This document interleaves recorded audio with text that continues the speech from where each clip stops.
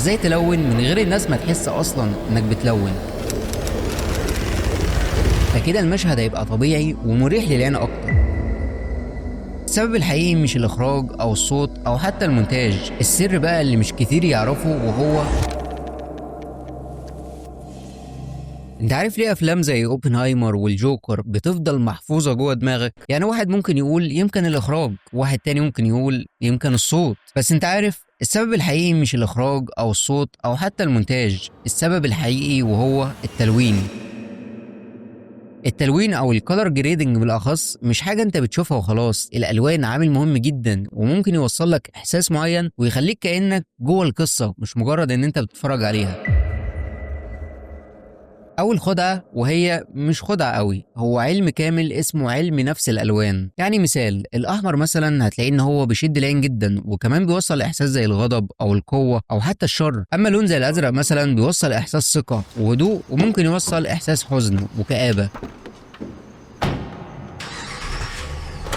اللون الأخضر طبيعة صح؟ بس ممكن يوصل عكس كده تماما، زي مثلا المرض والوباء. افتكر دايما ان اللون هو اللي هيوديك لاحساس معين. يعني مثلا بدل ما تقولي الازرق شكله حلو هنا، قول انا عايز اوصل للمشاهد احساس الثقه والهدوء هنا. وعلى فكره انا شارح في البرنامج التدريبي المدفوع بتاعنا كل ما يخص الالوان بالتفاصيل عشان تقدر تعمل مشهد مريح للعين واحترافي جدا. الخدعه الثانيه، ازاي تلون من غير الناس ما تحس اصلا انك بتلون؟ انت عارف لو المشاهد حس ان المشهد ده متلون فهنا في مشكله. اللون الصح هو اللي يوصلك انك تعيش القصه من غير اصلا ما تحس ان اللون ده موجود. خد بقى عندك القاعده دي، ال60 30 10. ايه بقى الارقام دي؟ يعني مثلا يبقى في لون ازرق بنسبه 60% ومعاه لون اورنج بنسبه 30%، وال10% التانيين يبقوا الوان تانية بنسب اصغر زي مثلا الابيض او الاسود عشان يخلق كونتراست او تباين في المشهد. اسمعني بقى كويس، لو لون البشره بايظ مهما كانت الالوان جامده فانت كده الفيديو بايظ. فانا اقول لك على طريقه احترافيه جدا تظبط بيها لون البشره. اول حاجه هتضيف الفيديو على التايم لاين، بعدين هتروح على ويندو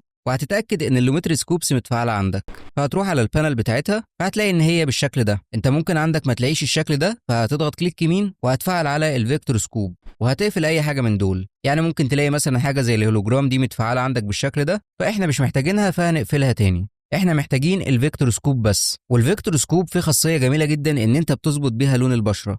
شايف انت الخط ده؟ المفروض لون البشره اللي هو اللون الاورنج يبقى على الخط ده بالظبط، بس في مشكله دلوقتي ان الفيكتور سكوب شايف الوان الفيديو كلها مره واحده، احنا محتاجين نخليه يشوف لون البشره بس. فاول حاجه هنروح على الافكت كنترول وعلى الجزء بتاع الاوباستي وهتختار البين تول. عشان نعمل ماسك هنحدد بس جزء من الوش، فبأداة البين تول هنحدد كده جزء من الوش فهيعمل لي ماسك بالشكل ده على الجزء اللي انا حددته. بعدين بقى لو رجعت تاني على اللومتري سكوبس فبص ايه اللي حصل، هتلاقي ان هو حدد لك اللون بس بتاع الوش. اللي احنا محتاجين نعمله بقى ان احنا نخلي اللون ده على الخط الابيض ده بالظبط، فهنروح للبانل اللي اسمها اللومتري كلر، ولو مش متفعله عندك بتروح على ويندو وبتلاقيها هنا. فلما تروح لللومتري كلر هنروح على الكيرفس وهتنزل تحت شويه كده لحد ما توصل للهيو. من علامه القطاره دي هتختار لون البشره كده بالظبط فهيحدد لك اللون هنا. هتفضل بقى ترفع او تنزل اللون ده لحد ما اللون في اللومتري سكوبس يبقى على الخط الابيض ده بالظبط بالشكل ده. فهنرجع بقى تاني للإفكت كنترول وهتحدد الماسك وهتضغط ديليت. فبالطريقه دي انت وصلت لافضل لون للبشره، فكده المشهد هيبقى طبيعي ومريح للعين اكتر. السر الخامس، الفرق ما بين مشهد ممل جدا ومش قادر انك تسمعه ومشهد تاني ما عندكش مشكله لو حتى طول لساعه او ساعتين، وهو الكونتراست او التباين. التباين هو لونين متعاكسين على الكالر ويل، ممكن يكون الازرق والبرتقاني، ممكن يكون الاخضر والاحمر، او حتى ممكن يكون الابيض والاسود.